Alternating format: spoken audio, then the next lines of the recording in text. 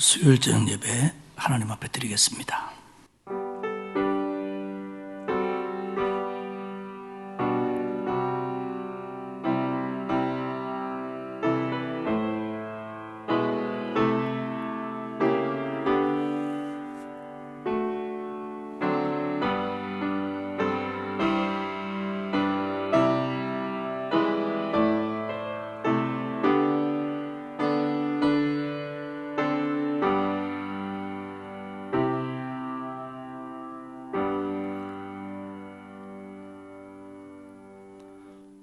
사랑과 은혜가 풍성하신 아버지 하나님 고맙습니다.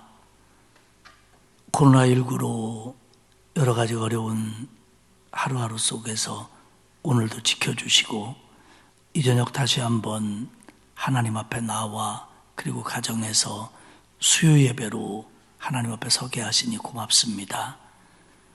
우리의 마음을 깨끗게 하시고 우리의 예배를 받아주시고 그리고 정성으로 예배하는 주의 자녀들에게 은혜와 복을 내려 주옵소서. 이 예배가 하나님께 영광이 되고 우리에게는 힘이 되는 예배 되게 하시옵소서. 예수님의 이름으로 기원하옵나이다. 아멘. 144장 부르겠습니다. 이 찬송 부르고 김재린 권사님 마음을 모아 기도해 주시겠습니다.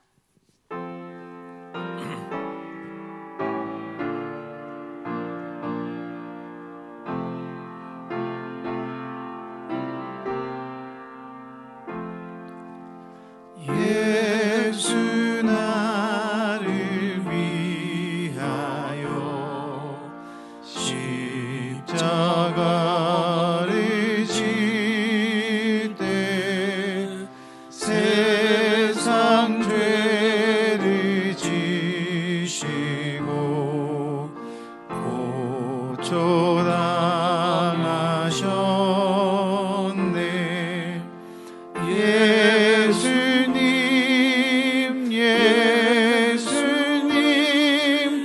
나의 죄 위하여 보배 피를 흘리니 죄인 받으소서.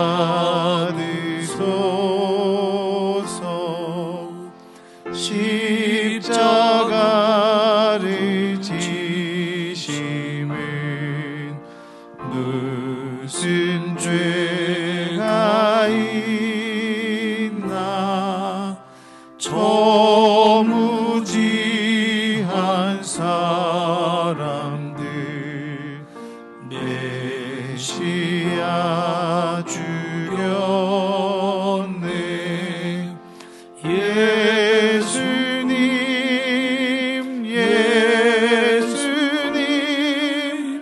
나의 죄 위하여 보배 피를 흘리니 죄인 받으소서. 피와 같이 붉은 죄 없는 이가 없네. 십자가의 공로로 눈과 같이 되네. 예수님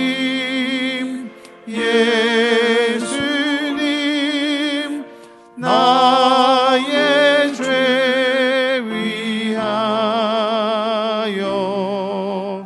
보배 피를 흘리니 죄인 받으소서. 아름답다 예수여 나의 좋은 친구.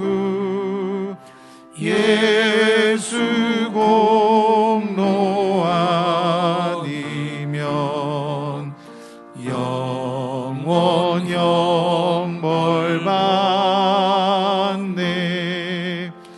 예수님 예수님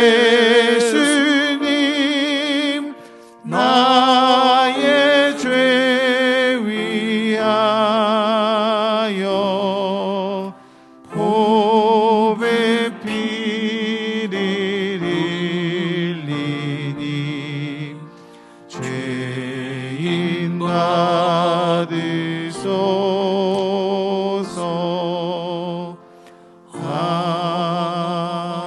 아멘. 기도드리겠습니다. 사랑의 주님 감사합니다. 죄인인 저희들을 택하여 주시어 주님의 자녀 삼아 주심에 감사드립니다. 하나님의 나라는 너희 안에 있느니라 하셨으니 우리가 세상 속에서 살고 있지만 주님의 은혜 안에 살며 주님의 품 안에 있음을 감사드립니다. 아멘. 주님, 코로나19로 인하여 교회가 탄압을 받으며 예배도 제약을 받고 사랑의 교제도 없는 신앙생활로 인하여 견고하지 못한 나의 연약한 모습을 봅니다. 어렵고 힘들 때 주님을 의지하며 기도하고 더욱 성전을 사모하는 신앙인의 모습이어야 함에도 편한 발걸음으로 세상을 향하는 나의 모습을 회개합니다. 영적으로 바로 서기를 원합니다. 아버지. 주님, 강서교회를 위해 기도합니다. 오늘까지 지켜주시고 은혜롭고 사랑이 넘치는 교회로 세워주시니 감사합니다. 아멘. 은혜 충만, 성령 충만한 교회로 끝날까지 좋은 교회, 사랑의 교회로 주님께 칭찬받는 교회 되길 원합니다. 아멘. 주님, 이 시간 주변을 돌아보면 직장이 불안하고 사업장이 흔들리고 청년들은 갈 곳을 잃고 앞이 안 보이는 미래를 불안해하고 꿈을 잃고 모두가 어둠의 터널 속에 있습니다. 아버지. 모두가 막혀있고 주저앉고 싶을 때 두 손 모아 기도하게 하옵소서. 아멘. 내가 새벽 날개치며 바다 끝에 거할지라도 거기서도 주님의 손이 나를 인도하신다는 그 말씀 붙들고 기도할 때 주님의 음성을 듣게 하시고 승리하게 하실 줄 믿습니다. 아멘. 안 된다, 어렵다, 죽겠다며 불평하기보다는 합력하여 선을 이루시는 주님을 바라보며 감사할 때 더 큰 감사로 채워주실 줄로 믿습니다. 아멘. 내가 계획하고 노력해 이룬 것 같지만 모든 것이 하나님의 섭리 가운데 있음을 고백합니다. 아버지. 우리 모두가 주님의 약속을 믿고 순종하며 나가게 하시고 주님이 사랑하는 주의 자녀 되길 기도합니다. 아멘. 우는 사자와 같이 사단은 우리를 넘어뜨리려 해도 영적으로 무장하여 영적 전쟁에서도 능히 승리하게 하옵소서. 아멘. 주님, 오늘 말씀 전하실 담임 목사님을 위해 기도합니다. 영육간의 강관함을 주시옵소서. 아멘. 말씀 전하실 때 성령 충만케 하시고 은혜의 시간 되게 하실 줄 믿사오며 사랑이 많으신 예수님 이름으로 기도합니다. 아멘. 아멘.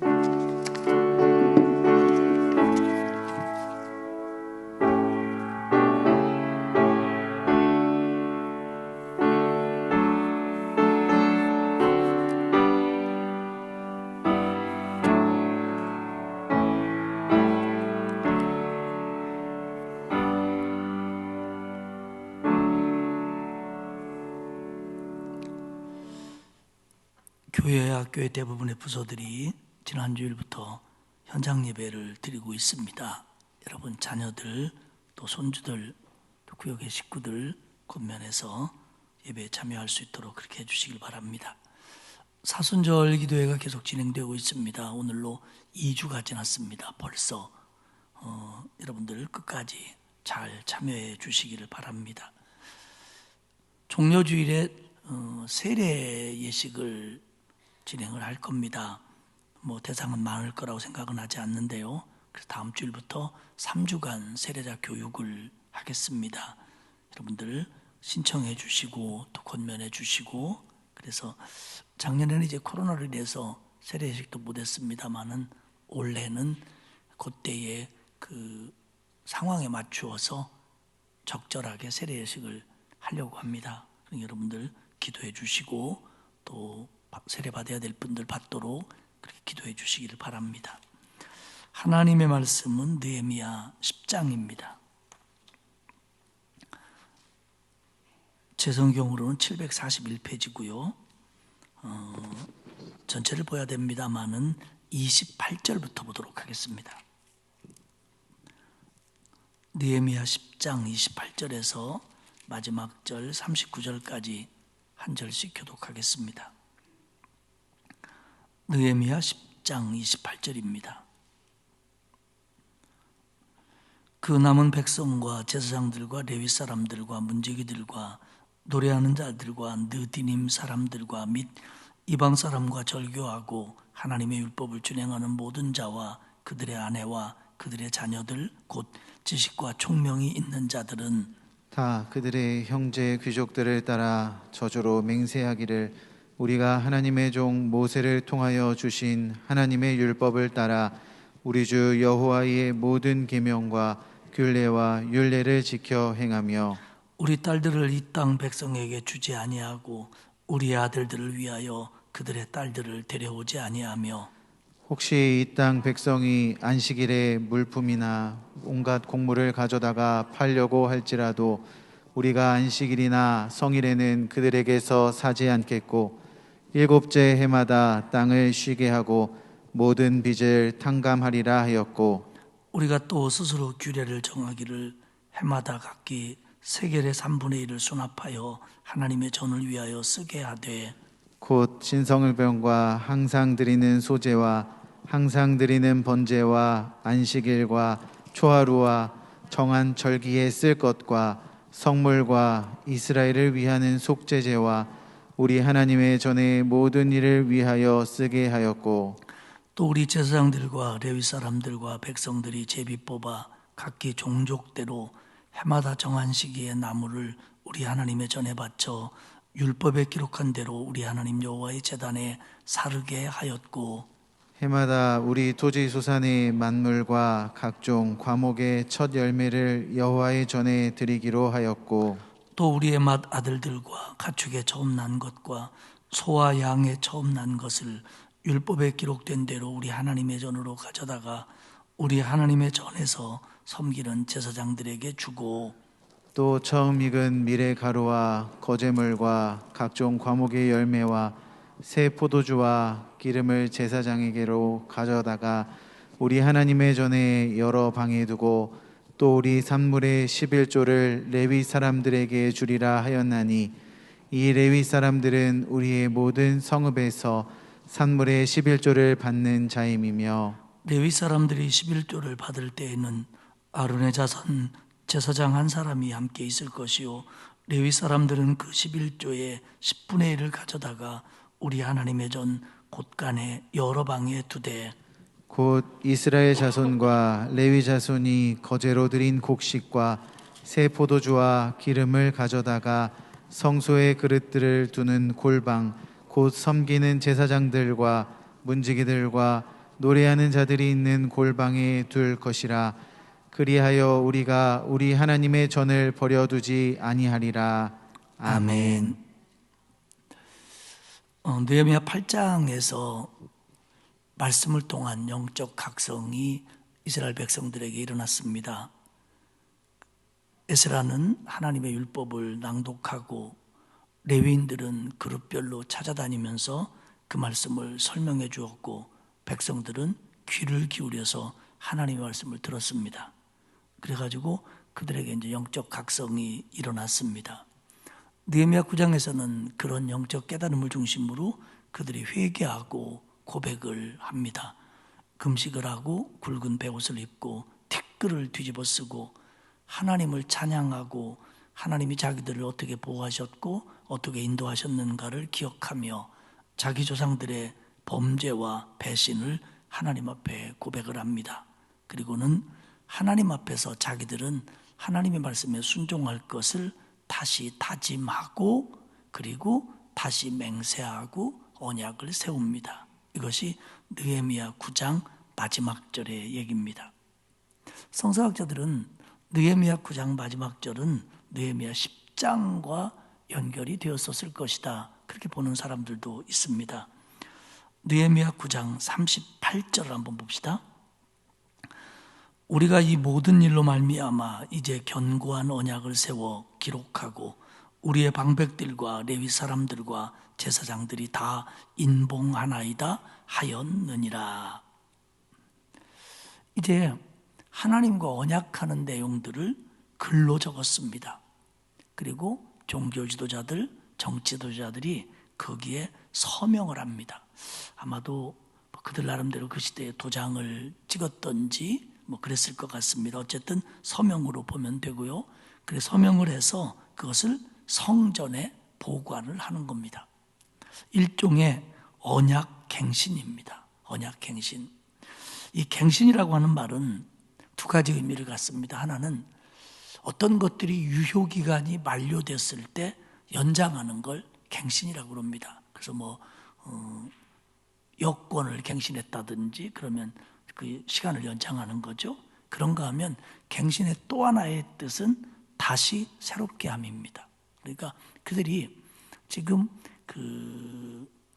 하나님과 언약을 맺었었는데 자기들이 보니까 하나님 말씀에 근거해서 보니까 자기 조상들과 자기들이 한 것이 너무 엉터리인 거예요. 너무 하나님 말씀에 순종하지 못한 거예요. 그래서 다시 새롭게 하나님과 언약을 체결하는 겁니다. 이게 이제 느헤미야 시대의 언약 갱신이라고 볼 수 있습니다. 그러면서 38절에 보면 이렇게 얘기해요. 이제 견고한 언약을 세워. 근데 이 38절의 규절의 시작은 이렇게 시작됩니다. 우리는 견고한 맹세를 한다. 우리는 견고한 맹세를 한다. 이제 우리는 하나님의 말씀을 지킬 것을 이렇게 맹세한다. 견고하게 하나님과 언약을 다시 세우겠다. 그래서 지도자들이 인을 찍었고 그리고 봉해서 성전에다가 그 자료들을 보관하는 겁니다. 그러면서 느헤미야 이제 우리가 읽지 않은 10장 1절에서 27절까지는 백성들의 대표로서 그 새로 세운 언약에 대하여 인봉한 사람들의 이름이 쭉 나옵니다. 1절에 보면 그 인봉한 자는 하가랴의 아들 총독 느헤미야와 시드기야. 그러니까 총독 느헤미야와 또 지도자였던 시드기야가 거기에 사인을 합니다. 그리고 2절에서 8절까지는 제사장들이 거기에 자기의 이름을 새깁니다. 스라야, 아사랴, 예레미야.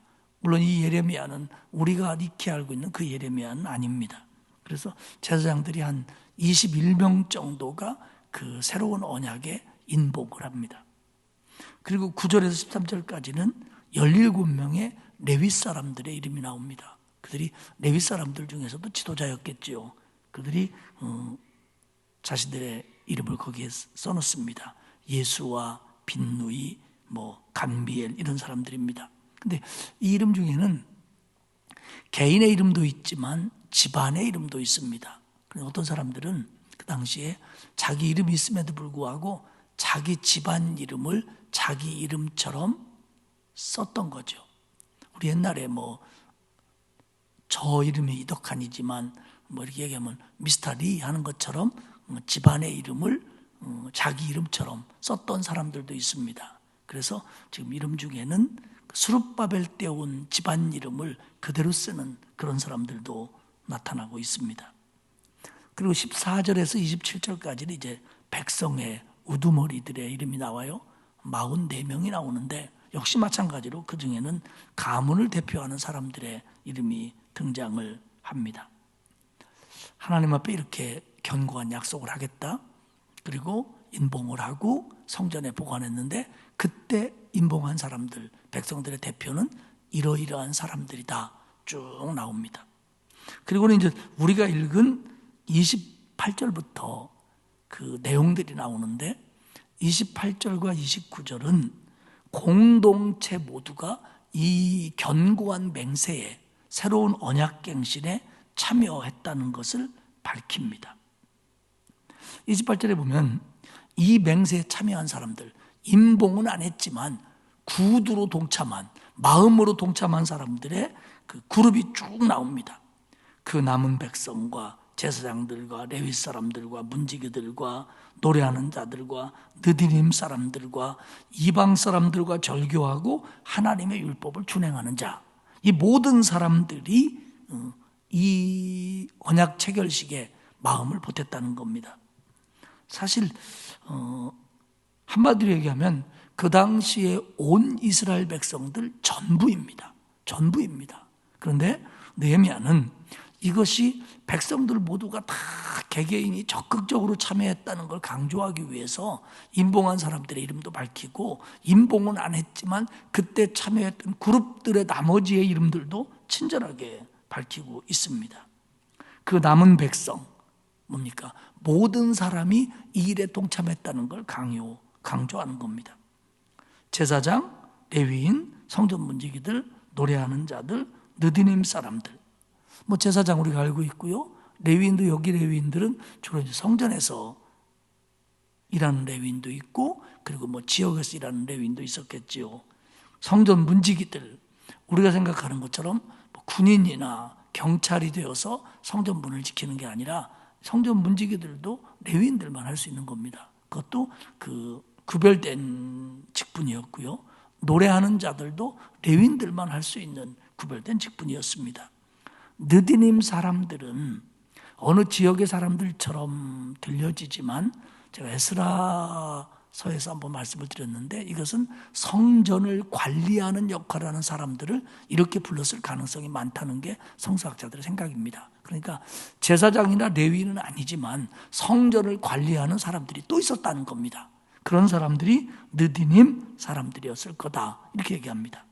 그리고 이방 사람들과 절교하고 하나님의 율법을 준행하는 자들, 이방 사람과 절교하고 하나님의 율법을 준행하는 모든 자. 이스라엘 백성들 다 아니냐? 그게 아니고요. 원래 이방인이었는데 유대교로 개종하고 하나님을 믿기로 하고 할례 받고, 그리고 모든 율법을 지키기로 약속한 이방인들, 이방인의 문화를 떨쳐내고 이방인과 관계를 끊고 자기들은 하나님을 믿겠다고 약속한 사람들, 그들을 오늘 뭐라고 부르냐면 이방 사람과 절교하고 하나님의 율법을 준행하는 자, 이렇게 부릅니다. 그러면서 그들의 아내, 그들의 자녀들, 곧 지식과 총명이 있는 모든 자들이 이 일에 참여했다, 이렇게 얘기합니다. 결국 다시 말씀드리지만 모든 이스라엘 공동체가 참여했다는 겁니다.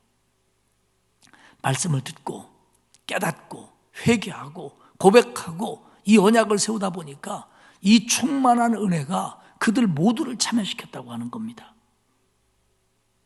그러면서 29절에 얘기합니다. 그들의 형제 귀족을 따라 저주로 맹세하기를.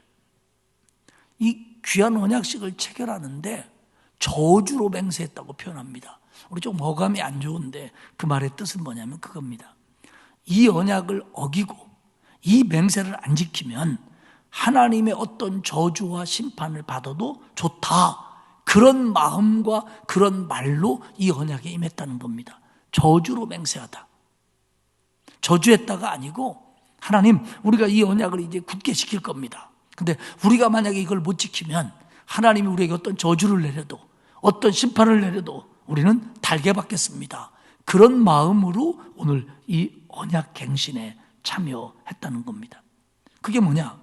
우리가 하나님의 종 모세를 통하여 주신 하나님의 율법을 따라 우리 주 여호와의 모든 계명과 규례와 율례를 지켜 행하며,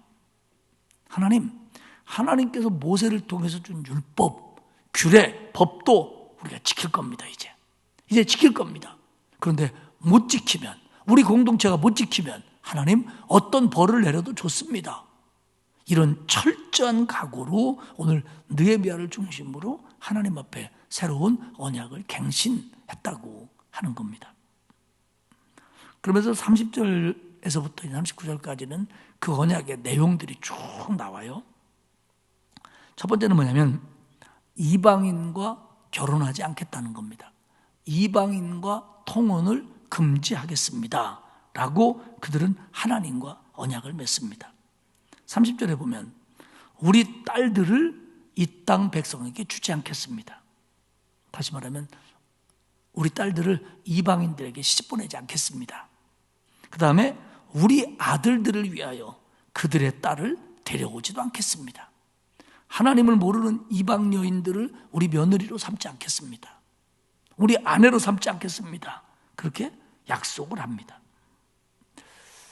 이 문제는 사실 이스라엘 백성들이 바벨론에 가서 포로 잡혀가 있을 때도 대부분의 이 이스라엘 백성들이 정확하게 얘기하면 남유다 백성들이죠. 예루살렘을 중심으로 한 남유다 백성들이 자기들끼리 결혼하고 이스라엘의 정통성과 이스라엘의 신앙을 지키려고 노력을 많이 했습니다. 그런데 100%는 아닙니다. 100%는. 사실 에스더 같은 왕비도 결국 왕에게 씨가 쓰니까 이방 사람하고 결혼한 거잖아요. 그런 일들이 비일비재했습니다.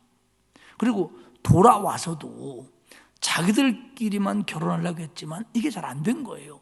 그래서 사실 에스라도 느헤미야도 이 이방 여인들과 결혼하고 이방인에게 시집간 여자들 문제로 그것이 참 예루살렘 공동체가 믿음으로 하나 되는데 굉장히 방해가 되는 그런 일이었습니다. 결국 계속해서 돌아왔지만 그들은 이걸 못 지켰어요, 사실. 그래서 심지어는 제사장도 이방 여인하고 결혼한 사람도 있을 정도였습니다. 이 문제를 이제 근절하겠다는 겁니다. 그들이 하나님과 약속해요. 왜 그러냐면 이게 이스라엘의 정체성 문제, 이방 여인들이 들어오고 하면 이스라엘의 정체성이 흔들린다라고 하는 문제도 있지만 더 중요한 건 뭐냐면 바로 신앙의 문제잖아요.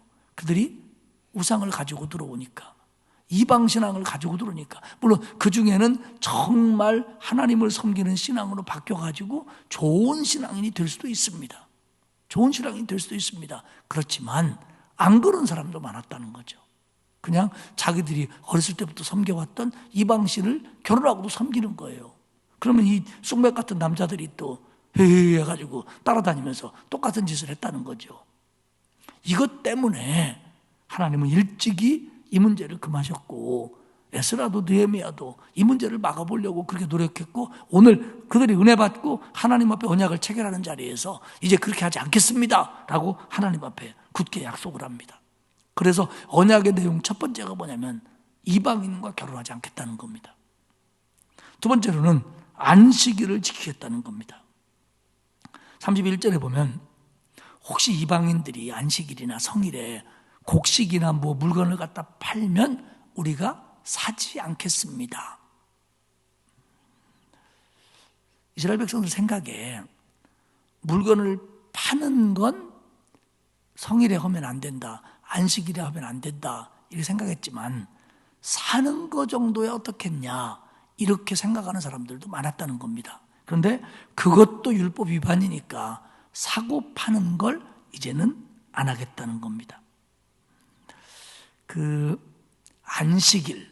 안식일을 샤밧이라고 합니다. 샤밧. 근데 이 샤밧은 그 말의 뜻이 중단하다, 멈추다입니다. 그러니까 하던 걸 멈추는 게 안식일입니다. 샤밧입니다.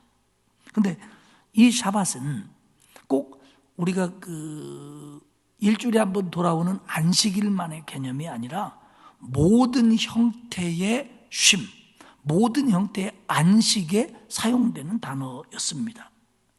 그래가지고 31절 하반절에 보면 이 샤밧을 땅에게도 적용합니다. 하나님의 명령이었죠. 7째 해마다 땅을 쉬게 하겠다는 겁니다. 땅에게 안식년을 주겠다는 겁니다. 출애굽기 23장 10절 이하를 보면 7년째가 되는 해는 파종하지 말고 곡식을 뿌리거나 심지 말고 그대로 묵혀두어라. 땅을 놀려라. 그렇게 명령을 합니다. 하나님의 뜻은 그럼으로써 하나님의 창조 질서가 더 아마 원형으로 보존된다고 생각하셨을 거예요. 실제적으로 땅을 쉬게 하면 땅이 병충해에도 강하고요. 그리고 열매를 맺게 하는 능력, 걸음길을 갖는 성분도 훨씬 강해진다고 합니다. 특별히 땅의 양분을 굉장히 빨아들이는 작물은 계속해서 재배하지 않는 것들이 이 농사 짓는 사람들의 지혜며 상식일 정도입니다. 만약에 6년간 뭐를 심고 7년째 되는 해에 안 심었다고 한다면 그 땅은 그 다음 해에 더 많은 소출을 내고 그리고 병충해에도 강했을 것이 뻔합니다. 그리고 이게 하나님이 원하는 질서였던 것 같아요. 너무 막 혹사시켜가면서 많이 거둬들이려고 하지 말고 쉬게 함으로써 원래의 모습을 가질 수 있도록. 우리 사실은 뭐 주일날 하루 직장 생활을 쉬다가 이제는 토요일 주일날 이틀 쉬잖아요. 우리 막 토요일 쉰다고 그럴 때 막 난리 났었죠. 토요일이 휴일 되면 뭐 주일날 교회에 사람 안 온다. 이제 연휴가 되어서 막 다 놀러만 다닌다. 막 이렇게 부정적으로 봤던 사람들이 굉장히 많아요. 그런데 조금 그런 지장이 없진 않았습니다만은 지금 뭐 토요일이 쉬기 때문에 주일날 교회 안 오고 토요일날 안 쉬면 주일날 교회 오고 이러지는 않을 것 같아요. 그러니까 결국 사람도 너무 막 욕심 부리고 막 일 많이 하고 무리하고 또 열심히 해야 될 때도 있지만 이것보다는 하나님이 주시는 쉼을 지키는 것이 좋다는 거죠. 모든 것들 속에서. 그리고 또 하나는 이 땅에다가 뭘 심지 않아도 열매가 계속 열리는 게 있습니다. 과수원이라든지 포도밭이라든지 그런 경우는 7년째 와서 뭐 전지를 한다거나 뭐 열매를 솎아준다거나 그런 일을 못하는 거죠. 안 해야 됩니다. 안 해도 자연적으로 어느 정도 열리는 것들이 있다는 거죠. 그것에 대해서는 주인이 손대지 말고 그것은 나그네나 가난한 자들이 따먹게 해줘라. 이게 하나님의 법이었습니다. 그러니까 밭을 가질 정도로 포도밭을 가질 정도로 과수원을 가질 정도로 사는 사람은 7년에 한 번 정도는 열매를 내 것으로 생각하지 말아라. 그래서 남들이 따갈 수 있게 해줘라. 이게 안식년 아닙니까? 그럼으로써 사실은 모든 것들이 다 활력을 되찾고 또 평등이 되고 또 힘을 얻을 수 있는 그런 것들입니다. 그래서 자기들이 이걸 못 지켰지요. 사실은 안식일도 제대로 못 지켰고 성일도 못 지켰고 이런 것들도 못 지켰는데 이제는 지키겠다는 겁니다. 이게 그들이 하나님과 맺은 두 번째 약속입니다.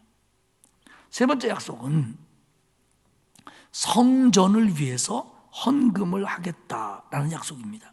32절에 보면 우리가 또 스스로 규례를 정하기를 해마다 각기 세겔의 3분의 1을 수납하여 하나님의 전을 위하여 쓰게 하되, 이게 이제 나중에 신약에 와서는 이제 성전세가 되는 그런 개념이죠. 그러니까 해마다 3분의 1 세겔을 성전 의무 헌금으로 드리겠다는 겁니다. 그러면 3분의 1 세겔이라는 돈이 얼마나 되느냐? 성서학자들이 말하면 그 당시에 그냥 평균 임금 노동자들의 1년 임금이 10세겔이었답니다. 10세겔. 그러면 대략 한 달에 1세겔이 조금 못 되는데 됐다고 하고, 그러면 3분의 1세겔은 뭐냐면 월급의 3분의 1 정도입니다. 한 달 월급의 3분의 1 정도를 1년에 의무 성전 헌금으로 드리겠다는 거예요. 모두가 다. 그럼 그거 가지고 뭐 할 거냐? 33절에 보면 진설병과, 진설병이 뭡니까? 성전에 올려드리는 떡빵입니다. 이것은 12지파를 상징함으로 12개를 드렸고 이것은 일주일에 한 번씩 바꿨습니다. 이 진설병. 그 다음에 소제와 항상 드리는 번제, 소제 번제, 매일 드리는 희생제사죠. 거기에 필요한 희생제물을, 이건 온 나라 백성을 위한 희생제물이니까 이 세켈로 성전세로 이것을 하겠다는 겁니다. 그리고 안식일과 초하루와 정한절기에 이 모든 백성들이 드린 성전 의무 헌금으로 그것을 하겠다는 겁니다. 그리고 성전을 유지하고 보수하는 일도 이 헌금으로 사용했다고 하는 겁니다. 그리고 34절에 보면 그 하나님의 제단을 위해서 나무를 드리겠다는 거예요. 이 번제단의 불은 레위기 6장에 의하면 꺼지지 않도록 하게 되어 있습니다. 그러니까 불을 계속 나무를 떼야 되는 거예요. 불이 살아있도록. 나무가 굉장히 먹겠죠? 그래서 제사장과 레위인과 백성들이 제비 뽑아가면서 그 제사장의 성전 제단에 있는 그 제단 불을 꺼뜨리지 않도록 나무를 계속, 헌금도 아니고 뭐라고, 헌나무? 헌목? 하여간 그렇게 하겠다는 겁니다. 그만큼 이제는 자기들이 자신들의 헌신과 드림을 통해서 성전을 지키고 성전 예배를 지켜가겠다는 겁니다. 굉장히 중요한 걸단이죠. 이걸 이제 하나님과 약속하는 거예요. 네 번째는 첫 열매를 하나님 앞에 드리겠다고 약속합니다. 자기들이 성경을 듣고 보니까 첫 열매를 드리는 것이 하나님이 모세를 통해서 준 규례와 명령인데 자기들은 그렇게 못했거든요. 아, 이게 죄구나, 이게 잘못이구나 알아가지고 35절에 보면 해마다 우리 토지 소산의 만물과 각종 과목의 첫 열매를 여호와의 전에 드리기로 하였고, 경작하고 가꾸고 따는 모든 열매의 첫 번째 것은 하나님 앞에 드리겠다. 이건 뭐냐면 모든 것이 하나님의 것이라는 걸 인정하는 거예요. 모든 것이 하나님으로부터 온 것이라는 걸 인정하는 겁니다. 그러니까 이거 주인이 하나님이니까 제일 첫 번째 나온 열매는 하나님 앞에 드리겠습니다. 이 약속입니다. 그런데 돌아온 귀향민들이 잘 못 지켰어요. 저는 이제 첫 열매 하면 늘 떠오르는 일이 하나 있는데, 이제 시골에서 신학대학 졸업하고 한 300명쯤 모이는 교회 전도사 조금 하다가 이제는 단독 목회를 나갔습니다. 저희들은 이제 그 단독 목회를 2년 이상을 해야, 다시 말하면 목사님이 없는 교회의 전도사로서 담임을 2년 이상을 해야 목사 안수 자격이 생겼어요. 우리 때는요. 그렇기 때문에 이제는 다 목사 되기 전에 담임 전도사를 해야 되는 겁니다. 시골에서 이제 그래서 지교회를 나가가지고 그 장로님네 마당에 있는 비닐하우스 담배 건조장에서 교회를 시작했습니다. 그 이제 분립개척이죠. 이렇게 면 소재재 있는 교회에서 저만큼 떨어져 있는 리에 있는 촌사람들을 이제 한 교회로 한 겁니다. 그래서 제가 이제 담임 전도사로 가고 장로님도 계셨어요. 근데 이제 처음에 교회가 없으니까 이제 마당 비닐하우스 담배 말리던 데에서 이제 비닐 깔고 뭐 장판 깔고 방송 놓고 이제 그렇게 예배를 드렸죠. 아, 교회 좋습니다. 환하죠. 하얗고 무지하게 덥고 무지하게 춰요. 그런데 그 동네가 그 배, 복숭아 이런 걸 재배를 많이 했습니다. 우리 큰애를 거기서 낳았는데, 근데 한 권사님이 있는데 배를 재배해요. 근데 배가 굉장히 맛있어요. 근데 전도사네가 사르니까 이제 배를 갖다 주시는데, 잘 익고 맛있을 때 갖다 주면 얼마나 좋아요. 근데 이 양반은 그 배우시기를 첫 열매는 하나님께 드려야 되는데 대신해서 목사님에게, 전사님에게 드려야 된다는 생각을 하는 거예요. 근데 이게 배라는 게 잘 익을 때까지 기다리는데 요걸 까치가 와서 찍어요. 그래서 까치가 찍으면 구멍이 뽕 나가가지고요. 그건 못 먹습니다. 그러니까 이 할머니 권사님이 까치가 먹기 전에 나부터 먹여야 된다는 거예요. 그 안 익은 걸. 여러분, 배도요, 아무리 크고 뭐 신고 커도요, 안 익으면 꽝이에요. 근데 해마다 안 익은 걸 가져오시는 거예요. 까치가 찍기 전에 가져온다고. 벌써 까치 들고서 찍으려고 오면 벌써 배부터 따갖고 오시는 거예요. 저 먹으라고. 먹긴 먹었는데 무보다도 맛이 없어요, 진짜로. 저는 그때 순교의 각오로 그걸 먹었습니다. 근데 꼭 그분 생각은 그런 거예요. 이건 첫 열매니까 하나님 앞에 드려야 된다. 까치가 먼저 먹으면 되겠냐? 이건 하나님의 건데, 하나님이 내게 주신 건데 주인이 먼저 드셔야지 까치가 먼저 드시면 되냐? 그럼 하나님 대신해서, 하나님 못 잡수시니까 목사님이, 전사님이 드십시오. 저는 거기서 한 5년 이렇게 이제 목회하다가 서울 부목사로 왔는데요. 그분 돌아가셨습니다만은 지금도 첫열매라는 성경만 나오면 저는 그분이 생각나요. 참 그렇게 하려고 그때도 뭐 젊지도 않았어요. 나이 들었는데도 그 얼마나 어려운데요. 그 과수원이 봉지 씌워야지, 막 농약해야지, 뭐 새 쫓아야지, 굉장히 힘든 농사일이거든요. 그런데도 기쁨으로 하시면서 하나님이 주신 거라고 늘 감사했는데 그 법을 지키는 거예요. 이들이 깨닫고 보니까 자기들은 첫 열매를 하나님 앞에 드리지 못했던 거예요. 그래서 드리겠다고 약속을 합니다. 36절에 보면 심지어는 맏아들도 가축에 처음 난 것도 소와 양에 처음 난 것도 율법대로 하나님의 전으로 가져다가 우리 하나님의 전에서 섬기는 제사장들에게 주고, 하나님의 법대로 소와 양, 가축, 왜냐하면 제사장들이 그게 없으니까 거기서 처음 난 것을 드리라고 하는 하나님의 법대로 드립니다. 그리고 맏아들은 애굽에서 출애굽할 때 애굽의 모든 맏아들이 죽었지만 이스라엘의 맏아들들은 죽지 않았습니다. 그래서 그 맏아들은 하나님 거라는 거죠. 그래서 그 맏아들 대신에 돈으로, 제물로 속전을 드렸습니다. 그러면 그 맏아들을 하나님께 드린 게 되는 거지요. 그렇게 몸값을 지불했다는 겁니다.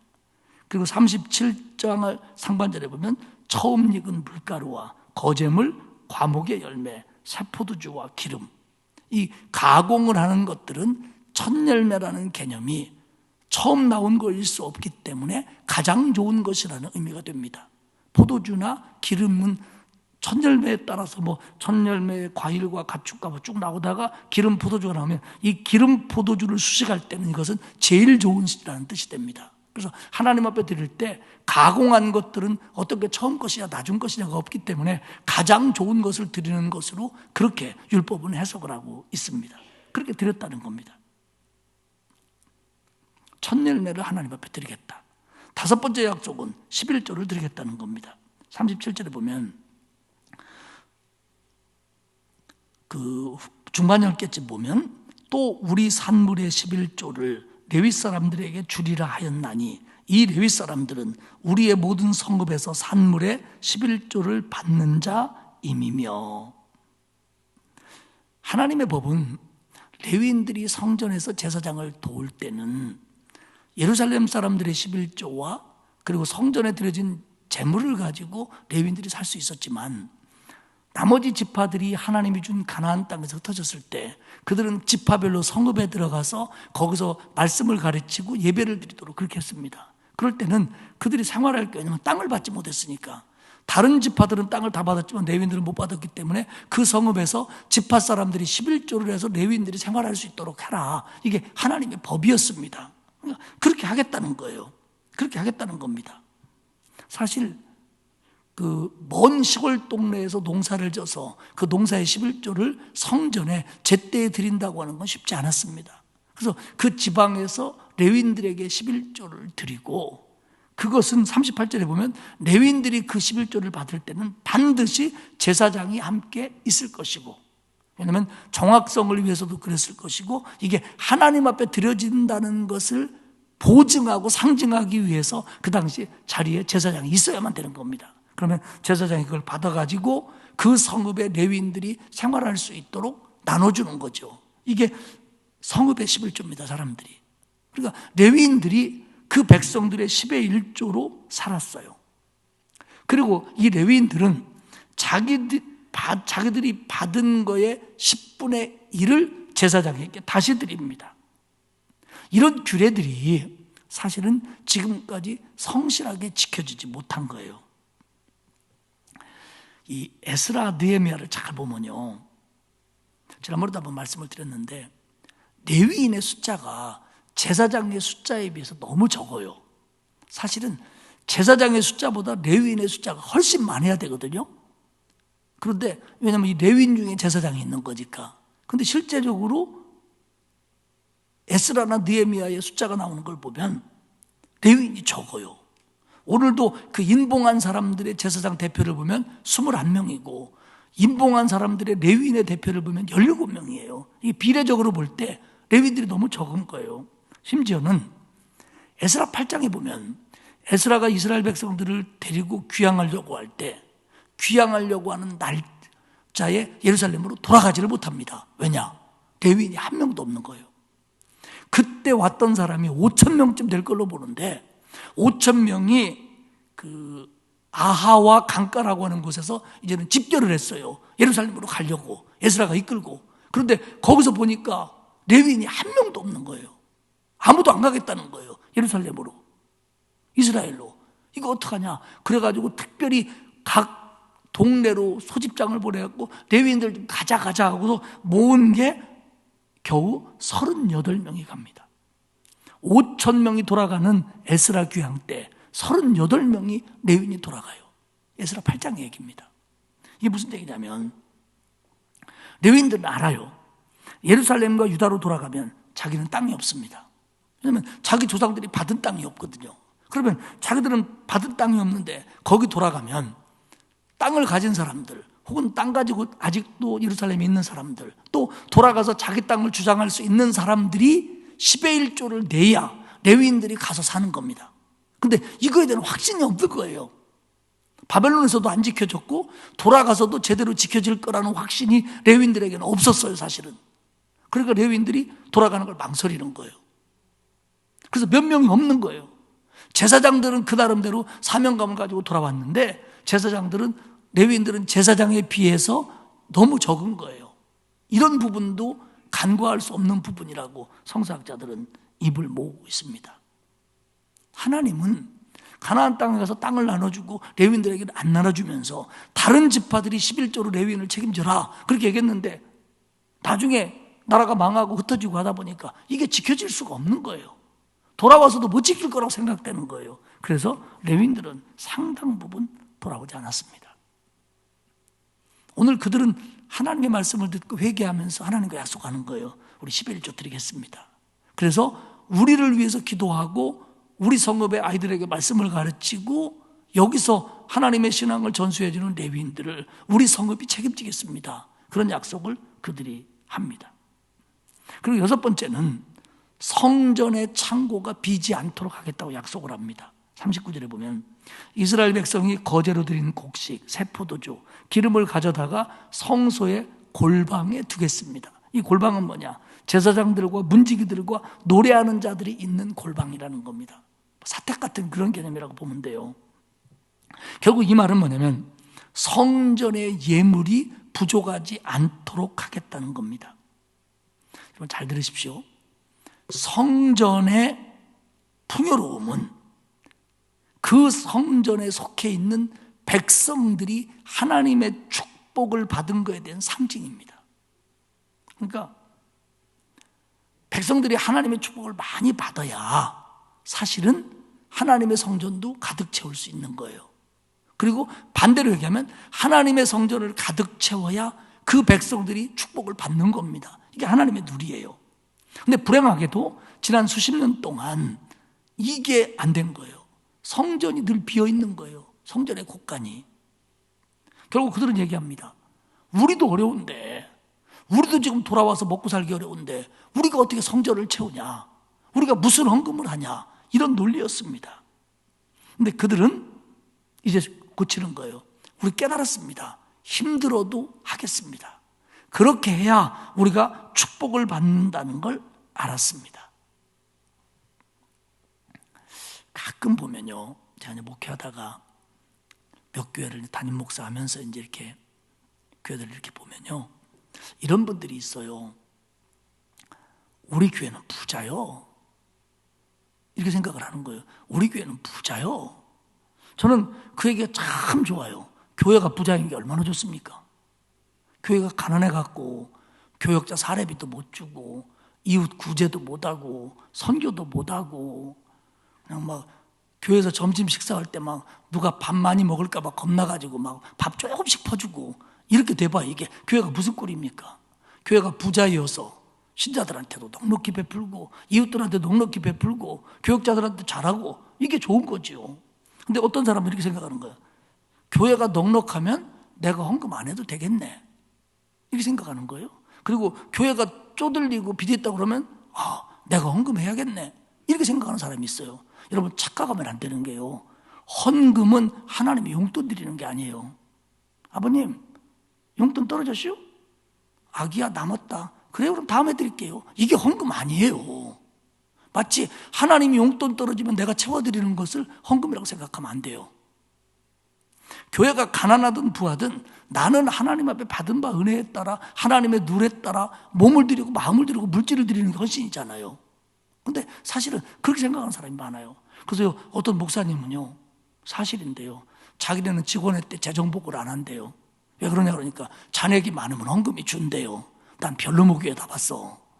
별로모 교회라고 하면 안 되지. 하나님의 교회인데. 말도 안 되잖아요. 재정보고 받아가지고 잔액이 많으면 헌금 덜 한대요. 그럼 맨날 뭐 마이너스가 되도록 해야겠네. 하나님의 교회가 풍성해야 하나님의 교회의 성도들이 복을 받는다는 걸 믿으시기를 축복합니다. 이건 우리가 해야 될 의무예요. 자, 이런 겁니다. 제가 11조 생활을 했어요. 근데 사업이 잘 안 돼요. 월급이 줄었어요. 수입이 적었어요. 아이고, 전에 11조 했는데 지금 내가 너무 어려우니까 11조 못하지 뭐. 좀 나아지면 하지. 이건 우리 생각이 옳지 않아요. 월급이 줄거나 수입이 줄면 어떻게 해야 되죠? 줄은 대로 11조를 해야죠. 근데 우리는 어려우면 11조를 못할 것 같은 생각이 드는 거예요. 그리고 많아지면 11조를 잘할 것 같은 생각이 들고요. 지금 이스라엘 백성들이 그랬어요. 지금 예루살렘에 와서 자기들이 너무 어려우니까 하나님 앞에 헌금할 여유가 없다는 거예요. 성전을 돌아볼 여유가 없다는 거예요. 그래서 못 해왔다는 겁니다. 그런데 말씀을 깨닫고 보니까, 은혜를 받고 보니까, 각성하고 보니까 이게 아닌 거예요. 그래서 그들은 하나님 앞에 맹세를 하는 겁니다. 우리가 성전에 대한 의무도 할 거고 11조도 할 거고, 그리고 성전이 비지 않도록 우리가 할 겁니다. 39절 하반절에 이렇게 얘기합니다. 그리하여, 오늘 본문의 마지막 절이죠. 그리하여 우리가 우리 하나님의 전을 버려두지 아니하리라. 우리가 하나님의 전의 모든 일들을 모른 채 하지 않겠습니다. 하나님의 전을 버리는 일이 없도록 하겠습니다. 이렇게 약속을 합니다. 오늘 본문의 그 중요한 부분은 뭐냐면, 첫째는 이 맹세에, 이 언약에 모든 백성들이 동참했다는 겁니다. 그러니까 말씀에 의해서 은혜를 받으니까 깨달음이 오고 회개가 오고 결단이 온 거예요. 그렇기 때문에 교회는 은혜가 풍성해야 모든 문제가 해결되지, 뭘 강요하고 강조한다고 해서 되는 게 아닙니다. 하나님의 교회는 개개인들이 하나님으로부터 받은 은혜가 풍성해야 문제들이 해결이 되는 거예요. 지금 느헤미야가 너네 성전세 내라, 11조 해야 된다 한마디 안 했어요. 에스라가 그런 말 안 했어요. 말씀을 듣고 은혜를 받고 보니까 자기들이 눈물이 나며 깨달아지는 거예요. 아, 이거 내가 잘못했구나. 하나님, 우리 그렇게 안 하겠습니다. 이렇게 하겠습니다. 이게 은혜가 있고 깨달음이 있고 회개가 있어야 열매가 나오는 거지, 열매 맺어라 얘기한다고 해서 맺히는 게 아니라는 겁니다. 우리는 이걸 하나 깨달아야 되고요. 또 하나는 우리가 오늘 본문을 봐서 아는 것처럼 100%는 아닙니다만은 오늘 얘기한 언약 갱신의 대부분들이 물질적인 것과 관계가 있어요. 물론 뭐 성리를 지킨다는 거나 뭐 이런 것들은 조금 아니기도 합니다만은, 그때 느헤미야 때 그들이 갱신한 게 이것만은 아니었을 겁니다.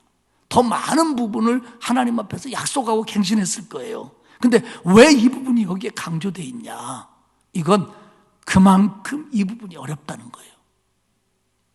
다른 거 고치는 것보다, 다른 걸 새롭게 하는 것보다 이 부분을 새롭게 하는 게, 알면서도 내가 이걸 잘못했구나, 알면서도 고치기가 제일 어려운 부분이 지금 언급되어 있는 이런 내용들이라는 겁니다.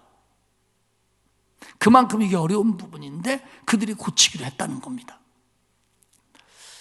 루터는 종교개혁 때 이런 얘기를 했습니다.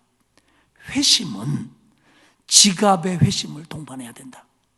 어떤 사람이 하나님을 향해 마음이 바뀌고 하나님을 믿고 그리고 정말 하나님을 향해서 변화됐다고 한다면 지갑부터 변화돼야 된다는 거예요.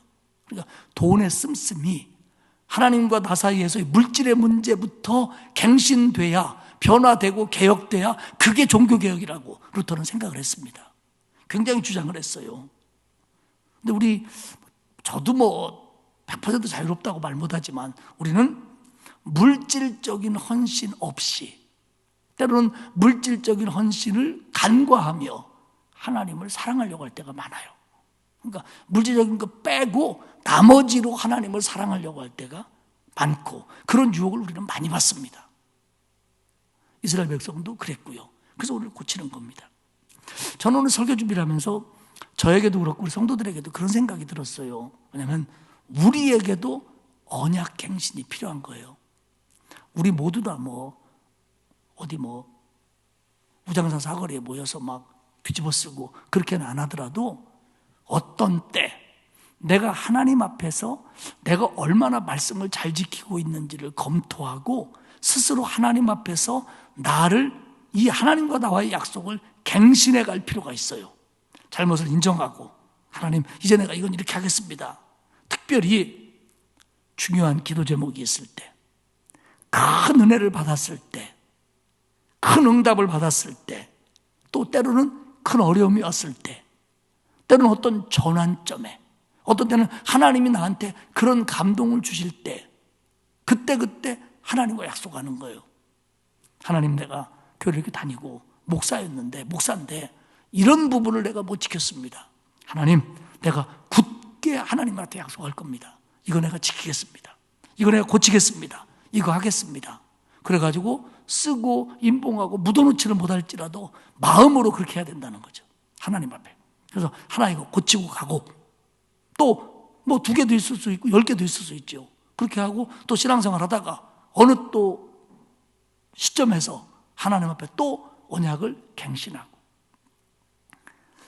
이스라엘 백성들은 약속하고 어기고 약속하고 어기고 또 하고 이게 뭔 짓이요? 그런데요, 그 사람들 뭐라고 할 게 아니고 우리가 그래요. 우리가 주일이면 아멘하고 내가 기도하고 그렇게 하겠다고 아멘해놓고 우리 돌아서서 못 지키는 게 하나도 됩니까? 그렇기 때문에 하나님은 이스라엘 백성들을 시내산에 불러놓고도 언약을 세우고, 또 대략 40년이 지난 후에 모압 평지에 가서도 또 하고, 이런 과정을 자꾸 겪고 오늘도 느헤미야와 함께 또 이렇게 하는 이유가 이런 어떤 터닝 포인트를 통해서 우리의 신앙이 새로워지기를 바라는 거예요. 지금까지 그냥 그게 그건가 보다 하던 신앙을 어떤 시점에서 아까 말씀드린 것처럼 크게 은혜 받았을 때든지, 하나님이 감동을 줬을 때든지, 기쁠 때든지 슬플 때든지, 어려움이 찾아왔을 때든지, 아니면 축복이 임했을 때든지, 어떤 시점에서 하나님 앞에 그런 계기를 나한테 줬다라고 믿고 하나님 앞에 약속하는 거예요. 꼭 물질만의 문제가 아니에요. 하나님, 내가 이것은 이렇게 하겠습니다. 이건 지키겠습니다. 이건 안 하겠습니다. 이건 내가 끊겠습니다. 이건 계속하겠습니다. 이건 제대로 하겠습니다. 이런 언약들을 하나님 앞에 새롭게 갱신할 필요가 있다는 거죠. 그리고 마음으로 임봉하는 거죠. 그리고 내 마음에 붙는, 어쩌면 때로는 써서 책상 서랍에 넣을 수도 있겠죠. 혹은 써서 메모해서 핸드폰에 저장해 놓고 흔들릴 때마다 볼 수도 있고요. 이런 언약 갱신들이 이 시대에도 저와 여러분에게 필요하다라고 저는 깨달았습니다. 저도 그렇게 할 거고요. 말씀을 맺겠습니다. 우리를 움직이게 하는 건 하나님의 말씀에 의한 감동이어야 합니다. 그건 꼭 설교를 들을 때만 얘기하는 건 아니에요. 성경을 읽든 듣든 마음에 울림이 있든 하나님의 말씀에 비추어 내가 잘못했다고 한다면 그건 잘못입니다. 하나님의 말씀에 순종하지 못했다면 그건 우리 잘못입니다. 그러면 그런 은혜를 줄 때 그 말씀을 놓고 이제 내가 이건 고치겠습니다. 바꾸겠습니다. 하겠습니다. 안 하겠습니다. 이런 결단들이, 갱신들이 우리 안에 계속되어야 됩니다. 그래야 우리 신앙이 생명력이 있고 예수 믿는 게 그때그때마다 정말 나한테 늘 새롭고 교회가, 신앙이 늘 기쁘고 값어치 있고 그런 마음이 되살아나는 겁니다. 저도 그렇고 여러분도 그렇고 오늘 느헤미야와 이 이스라엘 백성들의 하나님과의 언약갱신을 보면서 하나님 말씀으로 새로워지고 또 새롭게 결단하고 정말 그것을 굳게 지켜가려고 애쓰는, 노력하는 저와 여러분이 될 수 있기를 주님의 이름으로 축복합니다. 기도하겠습니다. 하나님 아버지 고맙습니다. 예수 믿고 구원받고 말씀대로 산다고 말하지만 그렇지 못할 때가 얼마나 많은지 하나님 앞에 정말 부끄럽습니다.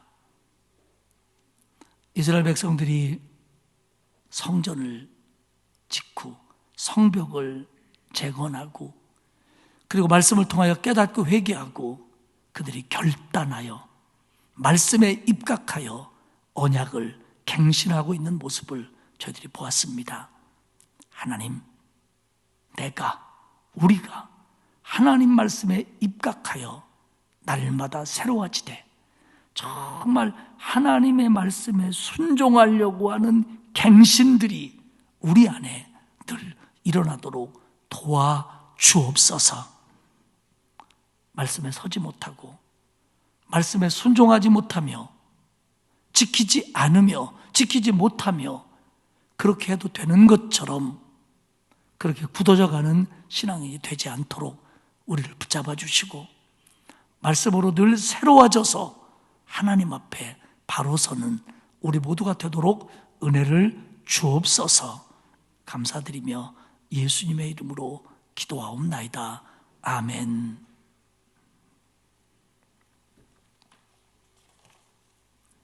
(546장) 찬송하겠습니다.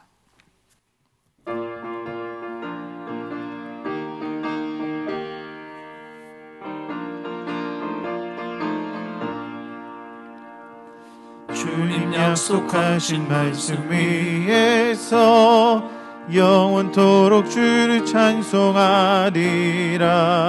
소리 높여 주께 영광 돌리며 약속 믿고 굳게 서리라.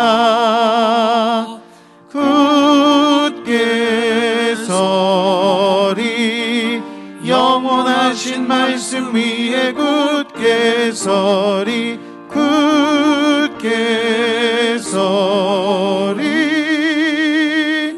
그 말씀 위에 굳게 서리라. 주님 약속하신 말씀 위에서 세상 염려 내게 엄습할 때에 용감하게 힘써 싸워 이기며 약속 믿고 굳게 서리라. 굳게 서리. 영원하신 말씀 위에 굳게 서리. 굳게 서리. 그 말씀 위에 굳게 서리라. 주님 약속하신 말씀 위에서 영원하신 주의 사랑 힘입고 성령으로 힘써 싸워 이기며 약속 믿고 굳게 서리라. 굳게 서리. 영원하신 말씀 위에 굳게 서리. 굳게 서리. 그 말씀 위에 굳게 서리라. 주님 약속하신 말씀 위에서 성령 인도하는 대로 행하며 주님 품에 항상 안식 얻으며 약속 믿고 굳게 서리라. 굳게 서리. 영원하신 말씀 위에 굳게 서리. 굳게 서리. 그 말씀 위에 굳게 서리라. 우리 옆에 계신 분들과 눈으로 인사하겠습니다. 말씀 위에 굳게 섭시다. 말씀으로 늘 갱신합시다. 옆에 분 보고 눈으로 인사하겠습니다. 기도하겠습니다. 하나님 고맙습니다. 죄 가운데 살다가 영원히 죽을 수밖에 없는 저희들이었는데 나 같은 죄인 위해서 주님이 땅에 오셨고 고난과 모욕과 고통을 나 대신 당하시고 십자가에 달려 죽으심으로 말미암아 나 같은 죄인을 구원해 주신 거 진심으로 감사를 드립니다.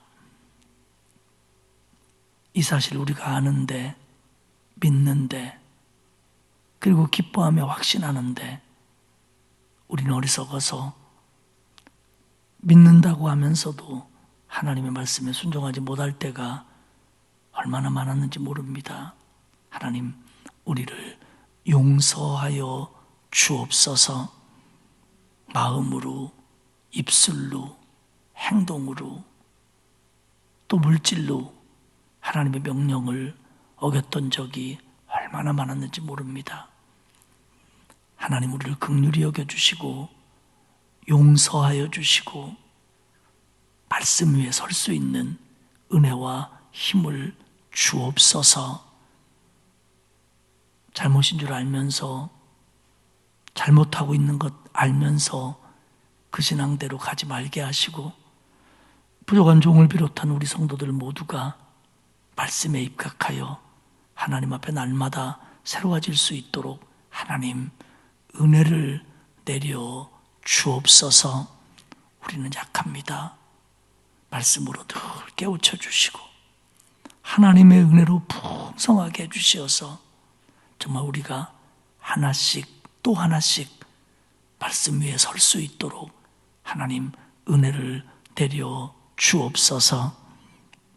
코로나19로 어려운 때를 살아가는데 우리 성도들 지지 않도록 힘주시고 방패되어 주시며 보호막 되어 주시며 힘이 되셔서 코로나19로 어려움 당하지 않게 하시고 가정도 자녀들도 물질도 코로나로 인해서 힘들지 않도록 하나님 도와 주옵소서.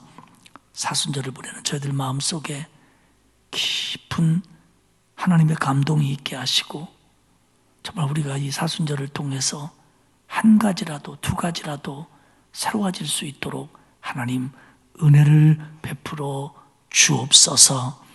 남은 한 주간도 하나님의 은혜 가운데 감사함으로 살 수 있기를 그렇게 인도하여 주실 줄 믿고 예수님의 이름으로 기도하옵나이다. 아멘. 하늘에 계신 우리 아버지, 아버지의 이름을 거룩하게 하시며 아버지의 나라가 오게 하시며 아버지의 뜻이 하늘에서와 같이 땅에서도 이루어지게 하소서.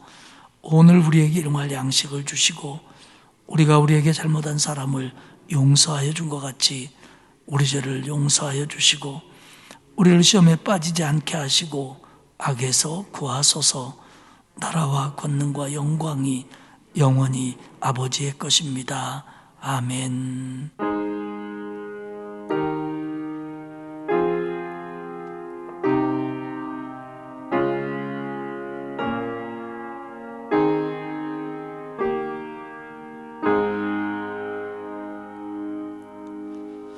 우리 오늘 말씀 붙들고 다 같이 한음성으로 기도하시겠습니다. 기도합니다.